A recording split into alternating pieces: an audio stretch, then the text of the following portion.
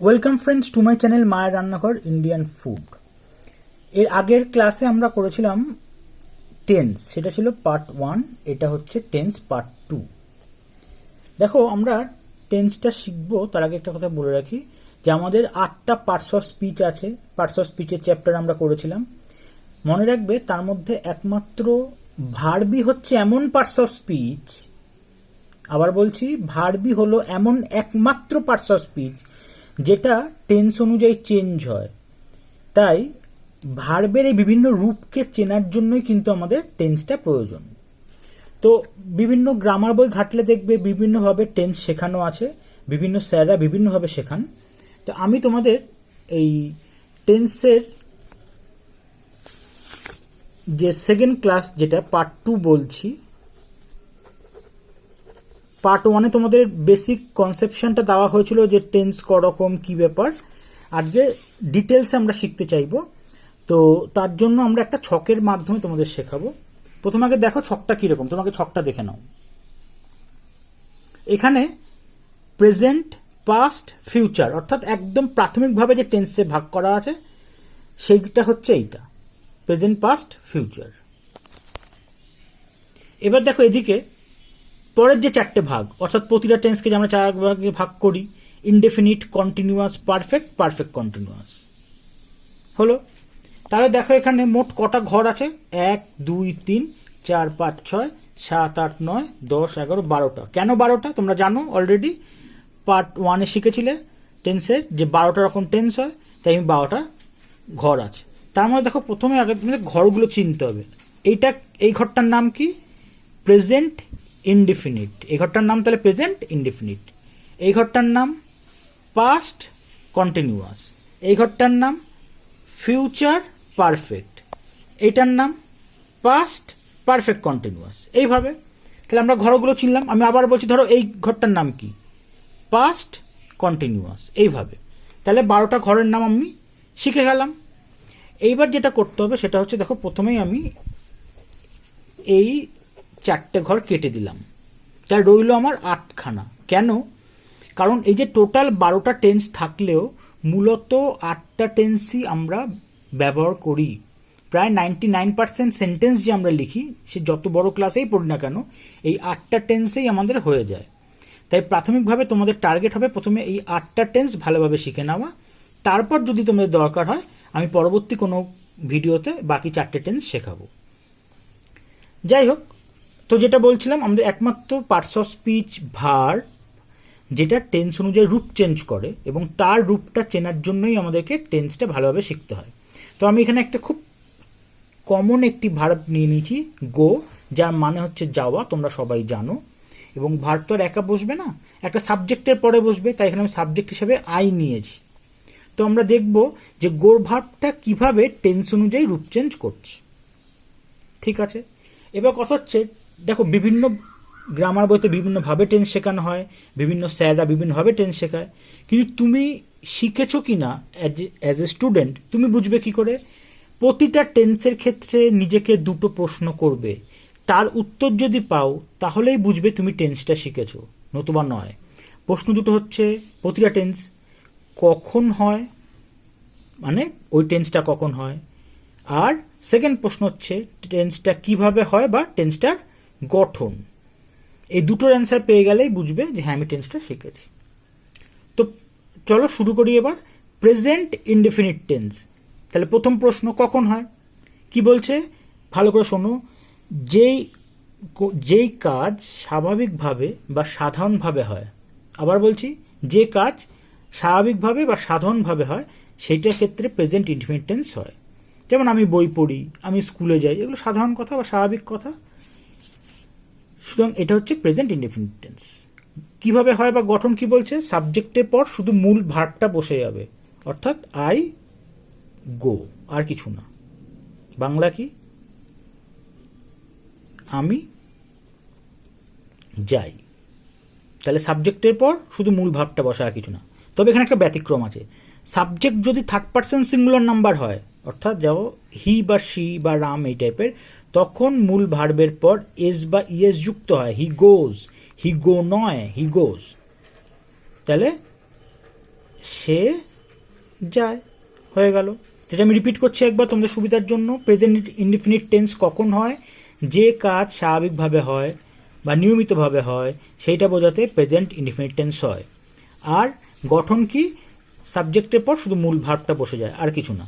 তবে সাবজেক্ট যদি third person singular number হয়, যার জন্য আমাদের নাম্বার পার্সন আমরা করেছিলাম এর আগে, তখন ভার্বের শেষে এস বা ইএস যুক্ত হবে, এখানে হি গোজ। একইভাবে দেখো পাস্ট ইনডিফিনিট টেন্স কখন হয়? অতীতে যে কাজটা স্বাভাবিকভাবে হতো বা হয়েছিল। আবার বলছি, অতীতে যে কাজটা স্বাভাবিকভাবে হতো বা হয়েছিল সেটা বোঝাতে পাস্ট ইনডিফিনিট টেন্স হয়। এখানে গঠনটা কি বলছে? সাবজেক্টের পর মূল ভার্বের পাস্ট ফর্ম বসবে। আমরা বেসিকে শিখেছিলাম গো এর পাস্ট টেন্স হচ্ছে ওয়েন্ট। বাংলা কি? আমি গেছিলাম। হলো। একইভাবে ফিউচার ইনডিফিনিট টেন্স কাকে বলে? ভবিষ্যতে যে কাজটা স্বাভাবিকভাবে বা নিয়মিতভাবে বা সাধারণভাবে হবে সেইটা বোঝাতে ফিউচার ইনডিফিনিট টেন্স হয়। গঠন কি বলছে? সাবজেক্টের পর শ্যাল বা উইল হয়। আমরা বেসিকে শিখেছিলাম যা এর পরে শ্যাল হবে কি উইল হবে, তো আই তারপর মূল ভার্ব, তাহলে আই শ্যাল গো মানে আমি যাব। হলো। এবার আসো প্রেজেন্ট কন্টিনিউয়াস টেন্স। বলছে বর্তমানে যে কাজটা চলছে, শেষ হয়নি, রানিং আছে, সেইটা বোঝাতে প্রেজেন্ট কন্টিনিউয়াস টেন্স হয়, যে কাজটা এখনই চলছে। যেমন ধরো, আর গঠনটা কি বলছে? সাবজেক্টের পর এম ইজ বা আর, আই এর পর তোমরা বেসিকে শিখিয়েছিলাম এম, তাহলে আই এম হলো। এবার মূল ভার্ব, তারপর আইএনজি, তাহলে গঠন কি দাঁড়ালো? সাবজেক্টের পর এম ইজ বা আর, তারপর মূল ভার্ব, তারপর আইএনজি, তাহলে আমি যাচ্ছি, আমি যাচ্ছি। এবার হচ্ছে পাস্ট কন্টিনিউয়াস, একই রকম অতীতে যে কাজটা চলছিল বা রানিং ছিল সেইটা বোঝাতে পাস্ট কন্টিনিউয়াস টেন্স হয়। অতীতে যে কাজটা রানিং ছিল সেটা বোঝাতে। সাবজেক্টের পর ওয়াজ বা ওয়্যার হবে, তো এখানে আমরা জানি বেসিকে শিখেছিলাম আই এর পর ওয়াজ, তারপর মূল ভার্ব, তারপর আইএনজি, একই রকম আমি যাচ্ছিলাম।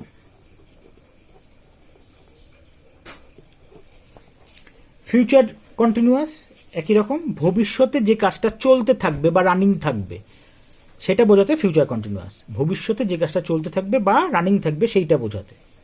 এখানে সাবজেক্টের পর শ্যাল বা উইল হবে, আমি শ্যাল লিখলাম, তারপর বি হবে বি, এবার মূল ভার্ব, তারপর আইএনজি, তাহলে কি হলো? আই শ্যাল বি গোয়িং, আমি যেতে থাকবো।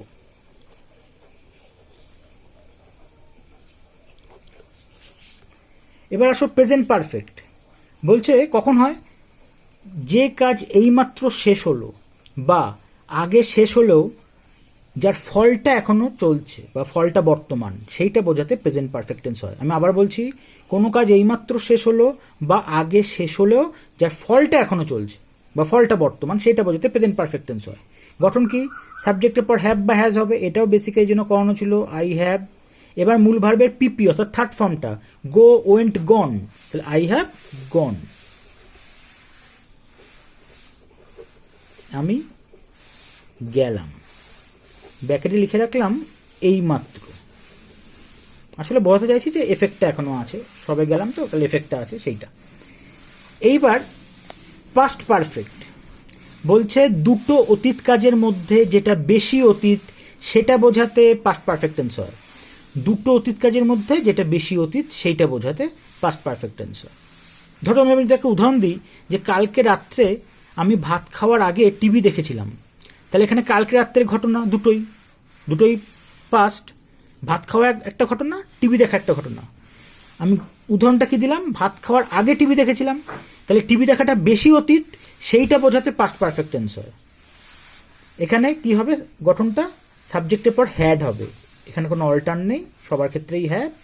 এবার মূল ভার্বে পিপি অর্থাৎ থার্ড ফর্মটা gone, go went gone, I had গন,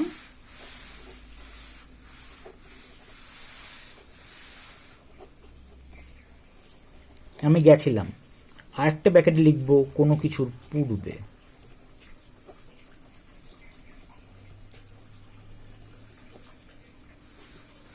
দেখো এটাও আমি গেছিলাম, এটাও আমি গেছিলাম, দুটোর মধ্যে পার্থক্য কি? এটা হচ্ছে সাধারণ গেছিল, আর এটা হচ্ছে কোনো কিছুর আগে সে গেছিল। এটা তোমাকে দেখলেই বুঝতে হবে যে আই হ্যাড গন মিনস কোনো কিছুর আগে সে গেছিল। তো যাই হোক, এই হচ্ছে আমাদের 8টা টেন্স। প্রতিটার ক্ষেত্রেই আমি চেষ্টা করেছি তোমাদের এটা ক্লিয়ার করতে, প্রতিটা টেন্স কখন হয় প্রথম প্রশ্ন, এবং তার গঠনটা কি এটা দ্বিতীয় প্রশ্নের উত্তর। আমি তোমাদের সুবিধার জন্য আরেকবার চট করে রিভাইজ করে দিচ্ছি, তোমাদের মনে রাখতে সুবিধা হবে, বা তোমরা রেকর্ডিংটা শুনে নোট করে নিও। প্রথমটা হচ্ছে প্রেজেন্ট ইনডেফিনিট। কখন হয় বললাম? কোনো কাজ সাধারণভাবে হয় বা স্বাভাবিকভাবে হয় সেইটা বোঝাতে প্রেজেন্ট ইনডেফিনিট টেন্স হয়। গঠন কি বলছে? সাবজেক্টের পর শুধু মূল ভাবটা বসবে, আর কিছু না। তবে এর একটা ব্যতিক্রম আছে, সাবজেক্ট যদি থার্ড পারসন সিঙ্গুলার নাম্বার হয় তখন ভার্বের পর এস বা ইএস যুক্ত হয়। এবার আসো পাস্ট ইনডেফিনিট। কখন হয়? একই রকম, অতীতে যে কাজটা স্বাভাবিকভাবে হতো বা হয়েছিল সেইটা বোঝাতে পাস্ট ইনডেফিনিট টেন্স। গঠন কি বলছে? সাবজেক্টের পর মূল ভার্বের পাস্ট ফর্ম, গো এর পাস্ট ফর্ম ওয়েন্ট, তাই বসেছে। এবার আসো ফিউচার ইনডেফিনিট টেন্স। কখন হয়? ভবিষ্যতে যে কাজটা স্বাভাবিকভাবে হবে বা সাধারণভাবে হবে বা নিয়মিতভাবে হবে সেইটা বোঝাতে ফিউচার ইনডেফিনিট টেন্স হয়। গঠন কি বলছে? সাবজেক্টের পর শ্যাল বা উইল, তারপর মূল ভার্ব। এবার আসো প্রেজেন্ট কন্টিনিউয়াস। কন্টিনিউয়াস কথার মধ্যেই আছে যে বর্তমানে যে কাজটা কন্টিনিউ চলছে, অর্থাৎ রানিং আছে, শেষ হয়নি, সেইটা বোঝাতে প্রেজেন্ট কন্টিনিউয়াস টেন্স হয়। গঠন কি বলছে? সাবজেক্টের পর অ্যাম, ইজ বা আর হবে, তারপর মূল ভার্ব, তারপর আইএনজি, আই এম গোয়িং। একইভাবে পাস্ট কন্টিনিউয়াস, অতীতে যে কাজটা রানিং ছিল বা চলছিল সেইটা বোঝাতে পাস্ট কন্টিনিউয়াস টেন্স হয়। গঠন কি বলছে? সাবজেক্টের পর ওয়াজ বা ওয়্যার হবে, মূল ভার্ব, তারপর আইএনজি। একইভাবে ফিউচার কন্টিনিউয়াস, ভবিষ্যতে যে কাজটা চলতে থাকবে বা রানিং থাকবে সেইটা বোঝাতে ফিউচার কন্টিনিউয়াস টেন্স হয়। কি বলছে গঠন? সাবজেক্টের পর শ্যাল বা উইল, তারপর বি, বিইবি, তারপর মূল ভার্ব, তারপর আইএনজি। এবার আসো প্রেজেন্ট পারফেক্ট। কি বলছে? কখন হয়? যে কাজ এইমাত্র শেষ হলো বা আগে শেষ হলো, যার ফলটা এখনো চলছে, ফলটা শেষ হয়নি, সেইটা বোঝাতে প্রেজেন্ট পারফেক্ট টেন্স হয়। গঠন কি বলছে? সাবজেক্টের পর হ্যাভ বা হ্যাজ হবে, মূল ভার্বের পিপি ফর্ম অর্থাৎ থার্ড ফর্মটা হবে। বেসিক দেখবে করানো আছে গো, ওয়েন্ট, গন, তো থার্ড ফর্ম হচ্ছে গন, সেটা বসলো। আর পাস্ট পারফেক্ট টেন্স কখন হয়? দুটো অতীত কাজের মধ্যে যেটা বেশি অতীত, সেই বেশি অতীত কাজটাকে বোঝাতে পাস্ট পারফেক্ট টেন্স হয়। দুটো অতীত কাজের মধ্যে যেটা বেশি অতীত সেইটা বোঝাতে এই পাস্ট পারফেক্ট টেন্স হয়। গঠন কি বলছে? সাবজেক্টের পর হ্যাড হবে, মূল ভার্বের পিপি হবে, অর্থাৎ থার্ড ফর্মটা হবে। তাহলে এই হচ্ছে আমাদের প্রথম 8টা টেন্স, যেটা নাকি 99% সেন্টেন্স আমরা এই 8টা টেন্স দিয়ে লিখি। তাই তোমরা আগে এই 8টা টেন্সের কনসেপশন ক্লিয়ার করো, তার পরবর্তী কোনো ক্লাসে হয়তো আমি বাকি 4টে টেন্স বলে দেবো। তবে এই 8টা টেন্স শিখলেও তোমাদের অসুবিধা হওয়ার কথা না। তাই আগের যে ক্লাসটা নিয়েছিলাম টেন্সের পার্ট 1 এবং এটা টেন্সের পার্ট 2, দুটো মিলে ভালোভাবে দেখলে আমার মনে হয় টেন্সের পুরো ধারণা তোমাদের ক্লিয়ার হবে এবং তোমরা সঠিকভাবে ইংলিশ লিখতে পারবে। এই আশা রেখেই আজকের এই ক্লাসটা শেষ করলাম। কেমন লাগলো তো আমাদের কমেন্ট বক্সে জানাবে, ভালো লাগলে অবশ্যই লাইক এবং শেয়ার করবে। আর এখনও আমার চ্যানেলকে যারা সাবস্ক্রাইব করোনি অবশ্যই চ্যানেলটিকে সাবস্ক্রাইব করে নিও, আর যারা অলরেডি সাবস্ক্রাইব করেছো তারা আমার চ্যানেলের সঙ্গে থেকো। ভিডিওটি পুরো দেখার জন্য তোমাদের সকলকে ধন্যবাদ।